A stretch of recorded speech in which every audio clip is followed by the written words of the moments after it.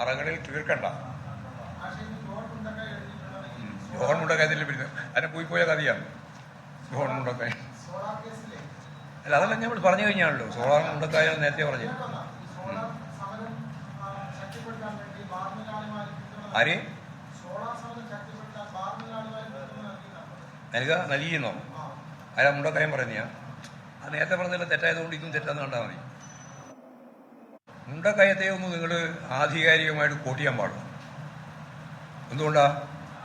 അദ്ദേഹം പറഞ്ഞിരുന്ന ഏറ്റവും പ്രധാനപ്പെട്ട ഒരു കാര്യം, അവിടെ ആ സമരം ഒത്തുതീർപ്പുമായി ബന്ധപ്പെട്ട് രണ്ട് വ്യക്തികൾ പേരെടുത്ത് പറഞ്ഞു. അവർ രണ്ടാളും അതിനെ നിഷേധിച്ചു. അത് കളവാണെന്ന് വ്യക്തമായി. അങ്ങനെയുള്ള ഒരാളെ വീണ്ടും നിങ്ങൾ ഉദ്ധരിക്കാൻ പാടില്ല. അതെ,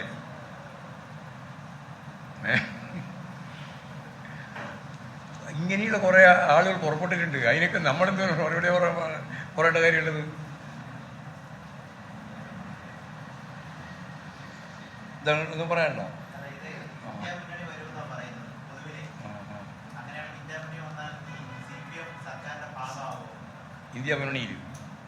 ഇന്ത്യ മുന്നണിയിൽ സർക്കാരിന്റെ ഭാഗമാകുമോ എന്നുള്ളതിലും ഇന്ത്യ മുന്നണി വരട്ടെ. ഇല്ലാതൊരു കാര്യത്തിനെ പറ്റി ഇപ്പോൾ തന്നെ ചർച്ച ചെയ്യേണ്ട കാര്യമുണ്ടോ? വന്നു കഴിഞ്ഞാൽ അപ്പോൾ നമുക്ക് ആലോചിക്കാം.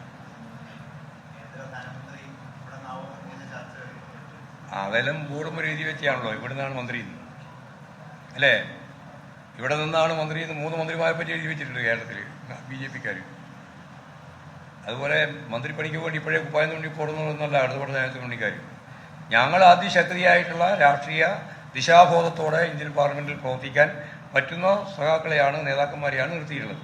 അവരെ കേന്ദ്ര ആഭ്യന്തരമന്ത്രിയാക്കാം, അവരെ കേന്ദ്ര ധനകാര്യമന്ത്രിയാക്കാം, വിദേശകാര്യമന്ത്രിയാക്കാം, എന്തെല്ലാം മന്ത്രിയാവണോ അവരെല്ലാം ആക്കാനുള്ള ശേഷിയുള്ളവരാണ് കേരളത്തിൽ നിന്ന് പോകുന്ന ഈ പ്രധാനപ്പെട്ട ഇടതുപക്ഷ ജനാധിപത്യ മുന്നണി നേതാക്കന്മാരെല്ലാം.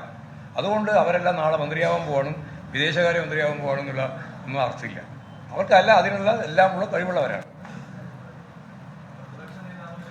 MV ഗോവിന്ദൻ മാധ്യമങ്ങളെ കാണുന്നതിന്റെ തത്സമയ സംപ്രേഷണമാണ് കണ്ടത്. വിധി ദിനത്തിൽ 24 മാജിക് ജൂൺ 4 ചൊവ്വാഴ്ച രാവിലെ 5 മണി മുതൽ 24-ൽ.